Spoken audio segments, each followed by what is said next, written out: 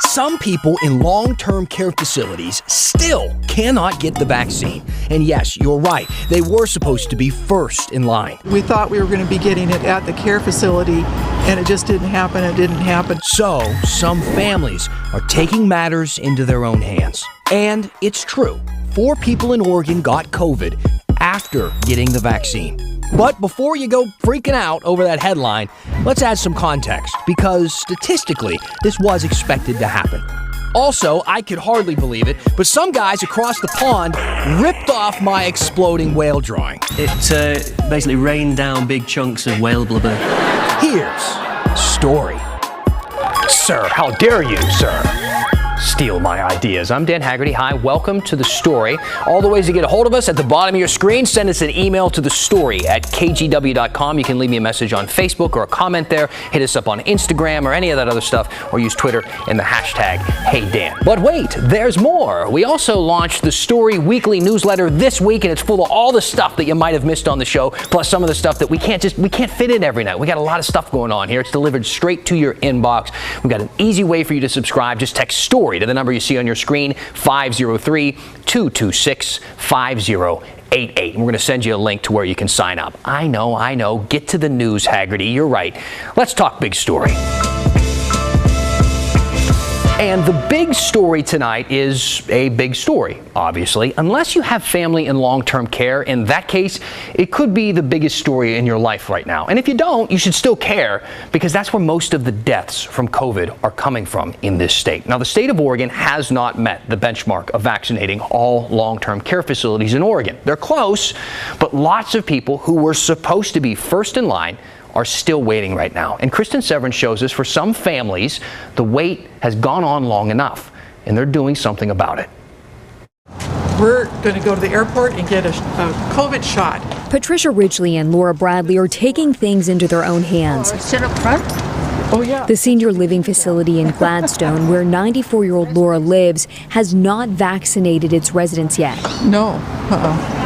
There's no anticipated time for her to get the shot, so there's other people from this home that have signed up and gone elsewhere. Daughter Patricia signed Laura up for a drive-through appointment at the airport. Okay. While the residents on the assisted living facility side of Laura's facility have gotten the shot, the residents on the independent living side have not. The state puts them in different categories. Well, you see, they took care of assisted living. According to state officials, all the assisted living facilities in Oregon have been vaccinated. 95% of the 688 long-term care facilities are done. But a few dozen, like Laura's independent living facility, remain. Families tired of waiting are taking their loved ones out of congregate care to get the shot. We're on an adventure. Are you getting one today, or No, I'm not old enough. Oh, goodness. Yeah. We first talked to Patricia and her daughter, Lauren, after Governor Brown mistakenly said in early February all residents in long-term care had been vaccinated. They hadn't. I heard her give it, that statement, and I felt that she was either grossly misinformed or she was lying. Do you need to see this? Patricia has been trying to get the shot for her mom and all the other residents ever since. Getting nowhere, she got Laura an appointment through the OHSU portal. It was like getting a concert ticket at Ticketmaster. You know, if you were logged into OHSU's MyChart system ahead of time, it went faster.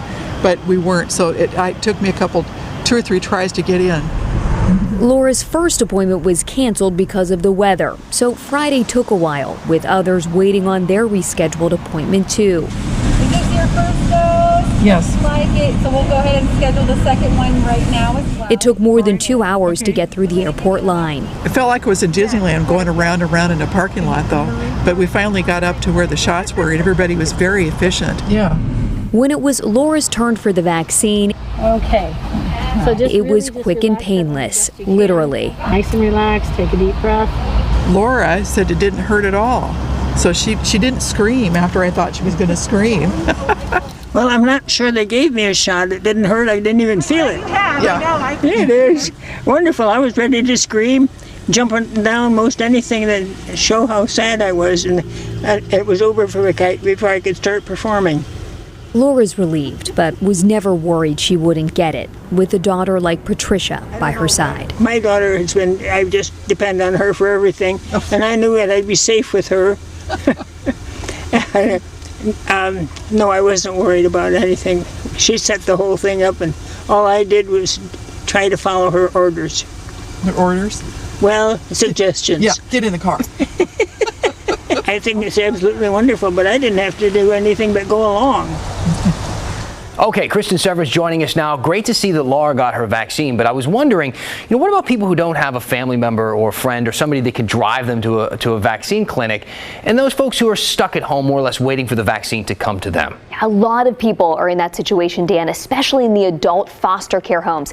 That's something we talked about all of last week and will keep doing stories on. I checked with the state today for an update. They told me that only 308 adult foster care homes have been vaccinated out of the more than 1,400 homes. So a long way to go there. Many of the residents are bedbound. They can't leave. The owners of these places are really pushing for mobile clinics, but there's no solid plan yet from the state. We'll keep pushing.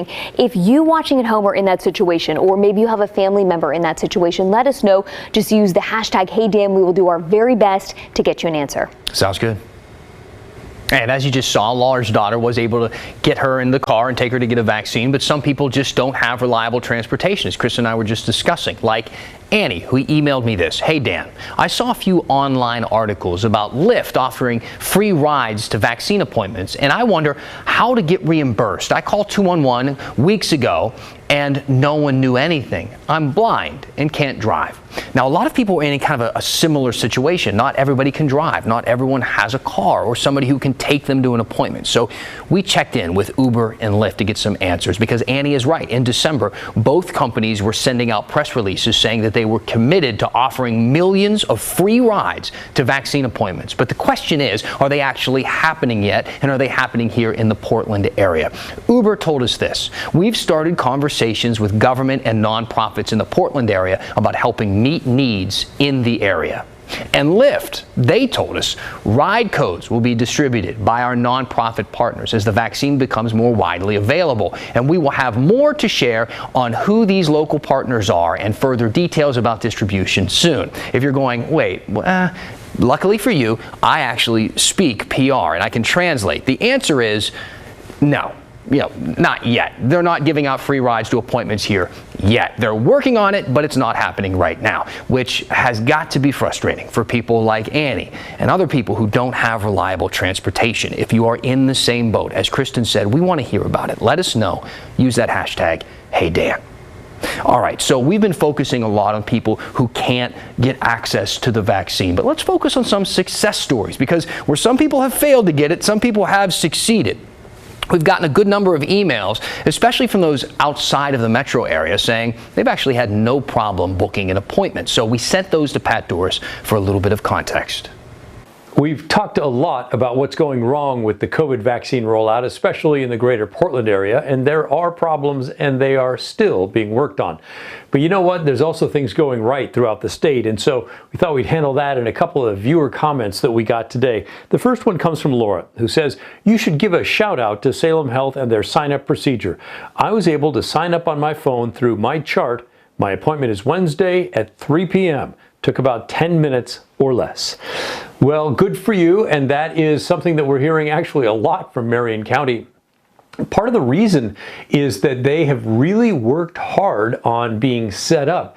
I talked with the public health director earlier today. She said that a year ago, they knew when this started to come around that it was going to be a big thing, kind of like H1N1, the last pandemic. And so they knew they needed to set up a big infrastructure. And so they started working on it way back then and got all the health systems to partner up. And so as a result, a lot of the seniors there are able to ignore the complicated and tangled websites that the seniors in the Portland area have to go through. And that's why you're having a very nice experience with Salem Health. We've heard a lot of good things about them. This is from Elaine. I got my appointment in Salem for Saturday this morning at 8 a.m. Not too difficult. Marion County sent me to My Health, where I used my already created login and signed up for my appointment at the Salem Fairgrounds. So there's another example. If the systems are in place, you're able to have all these seniors come sign up in advance, and then when they become eligible and you've got a vaccine for them, you just send out an email there, pick the slot that works for them, bada bing, bada bang. And you don't have this chaos of these huge numbers trying to get just a small number of appointments that are going on in the Portland area. So that is what's been going on well, especially in Marion County. We also heard about it in Lynn County and in Clatsop County, and I'm sure it's happening in some of the other places as well. One other final note, the governor announced the danger level for all the counties in the state today in terms of COVID. 16 counties were downgraded, which is a good thing, including Clackamas and Washington County. Multnomah County still stays in high, but Clackamas and Washington go down to moderate. Remember, the counties in this area are not connected together anymore. They can move individually. So that means more customers inside restaurants and more customers inside gyms and bigger groups that can meet outside at restaurants. So it's a loosening of the restrictions as the number of COVID cases go down. It's very good news. Let's all keep on doing what we've been doing to drive those down. And that's what's going on with the COVID vaccine today. There will be more tomorrow, and Pat will keep us covered. Thank you, Pat. We've also heard from some people who are wondering about some reports they've been seeing in the news of people getting COVID after they've gotten their second shots. So Carol asked, 4 fully vaccinated people in Oregon are testing positive for the virus. Which vaccine did they get? She wondered. So look, that is true. Oregon health officials have confirmed it. They confirmed it last week, but we don't know what vaccines they got, but that's not really the point. You know, doctors and scientists stress that this is normal, regardless of the vaccine. The Pfizer and Moderna vaccines are both about 95% effective. They're not perfect. Some people will still get sick, but you know, it's not just about getting sick. It's about how sick do you get. You know, with the vaccine, you are much less likely to have severe symptoms, to end up in the hospital or die. Vaccines protect us in many ways, including lessening the severity of the disease, and that is hugely important here. And if you're thinking that, hey, this is evidence that the vaccines don't work, let's look at the broader picture here. Oregon has reported 4 cases of fully vaccinated people testing positive for COVID, but we have fully vaccinated more than 282,000 people so far. So that's 0.001%, 2 zeros. Bottom line, this is expected and very rare. Now, I'm sure you all remember this, okay? This is my drawing of the exploding whale. I think it's currently hanging in the Goog or something like that. Maybe it's in my office, I'm not sure. See, we don't have, this is the story, we don't have the rights to the awesome video of ODOT blowing up a dead whale on the beach in Florence back in 1970. But we didn't need the video because we had a whiteboard. No video, no problem. We told the story. Well, it turns out we're not the only ones who don't have access to that video and needed to improvise. So last week, I was watching my favorite British game show, 8 out of 10 Cats Does Countdown, when this happened. A big dead whale washed up on the coast of Oregon in America. Too big to do anything with. They didn't really know how to deal with it. So they decided to blow it up with dynamite. But they used a bit too much dynamite. They misjudged the amount they were going to use. When they exploded it, basically rained down big chunks of whale blubber. Fancy, pretty fancy. Not bad. All right. They had the animation. Our budget isn't quite as big as 8 out of 10 Cats Does Countdown. Honestly, though, I liked my drawings and my own sound effects a little better. I feel like I captured the details of the blubber and chunks and stuff falling. But I do have to admit, these guys did think of something with this exploding whale that I didn't think of. They wrote a song about it. Well, as bad days go, this is off the scale. What am I supposed to do with the 45-foot whale? I tried to push it, but it won't shift. It's starting to rot, and it really stinks. It's a major operation, disposing of a deceased cetacean. Cetacean is another word for whale. Funny and informative. That's what we're trying to do. I hate being one-upped, but it was good. Apparently, it was written from the perspective of the poor guy in charge of actually blowing up the whale. We're going to play some more clips of that song throughout the show tonight. And if you're the viewer who wrote in and told me about all this, I can't find your message. I'd love to give you credit. I can't, but I do want to say right now, thank you. It gave me a good laugh. The push to get body cams for Portland police has kind of stalled. It's a combination of reasons, but really the biggest one is it boils down to the cost. But up in Clark County, the prosecutor's office doesn't want to take no for an answer, especially after deputies shot and killed 2 black men. And he may be out of the job at the legislature after workplace harassment allegations, but apparently Diego Hernandez is still sitting on a local school board. When the story continues. But hold on, what's this thought lurking at the back of my mind? Dynamite, I solve my problem with dynamite. I'll blow the whale up into tiny little pieces, a little treat for all the seagulls. Dynamite, solve my problems with dynamite. Oh, nothing can go wrong. I'm just strapping a whale to a half-ton bomb. It would be like Christmas Day, raining beautiful snowflakes of the decomposing carcass of a dead sperm whale. Welcome back. I'm listening to that song, and I'm thinking maybe we need more songs about Oregon's weird history. I know we have some musicians out there who watch the show. Let me know. Come up with one. Use the hashtag #HeyDan. Now, a couple of weeks ago, Kyla Boshi did a big story for us about why Portland is the only major city in the country without body cameras for police officers. The Bureau says that they want them, actually, but they're too expensive. Although, Kyle did find out that they've never even applied for federal grant money to get them in the first place. So look, if you missed this story, you can check it out right now on KGW's YouTube channel. But there is a push for body cameras outside of Portland, too. The Clark County Sheriff's Office, they don't have them either. But recently, their deputies shot and killed 2 black men, Kevin Peterson Jr. in October and Genoa Donald earlier this month. So now, county prosecutors are telling the Sheriff's Office, you need to get them. Let's bring in Tim Gordon, who follows all things Southwest Washington for us. And Tim, I was wondering, why prosecutors are leading the charge for this and why now? Is it because of what we just mentioned? Well, first at the outset, Dan, I should say that the Clark County Sheriff has been promoting the idea of body cameras for a long time, and so is the county prosecutor. They're just publicly now getting together and saying it's time to make this happen. Yes, the recent events in Clark County are definitely an impetus. There's public trust issues and transparency issues, and the prosecutor, I should say, described that to me. But really, it's been the last year, frankly, since George Floyd, that this has really been kind of brewing up.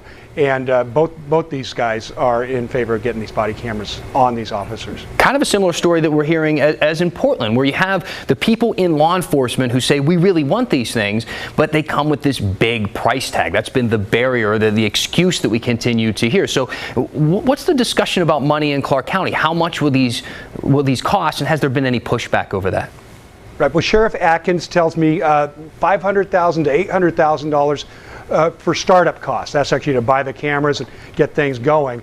And then after that, that's when the big expense is, as Kyle's reported about what this costs to keep going. In Clark County, the sheriff estimates it'd be $800,000 to $1 million a year. And that's because you got to keep all this data, you got to keep the videos stored. There's a lot of redaction efforts that have to happen when public records request comes in. So there's a lot of staff involved in that. So it's super expensive to keep it going. But again, the sheriff says it's money well worth spending to have transparency and to have accountability for law enforcement officers and for criminals that they encounter, for everybody really. And he also says he's got a budget proposal he's ready to present to the county council up here in March, and he has a good feeling that they're going to get on board with this. All right, moving forward in Clark County. Thank you for the reporting.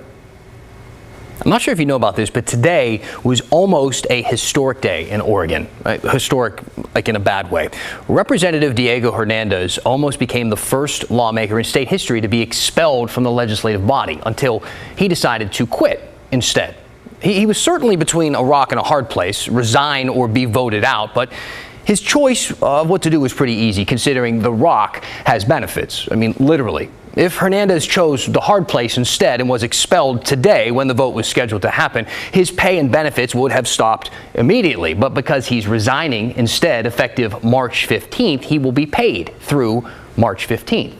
That's 3 extra weeks, not to mention the vote to expel him. You want to consider this too. Was supposed to happen a little earlier this month, but got postponed because of the ice storm. So all told, he's getting about an extra month of pay due to those 2 factors. Now, if you don't know a ton about this story and you're wondering, what's the big deal? A month of pay, who cares? Well, let's talk about the details of this case. Multiple women who worked at the State House said that he created a hostile work environment after dating him and then breaking up.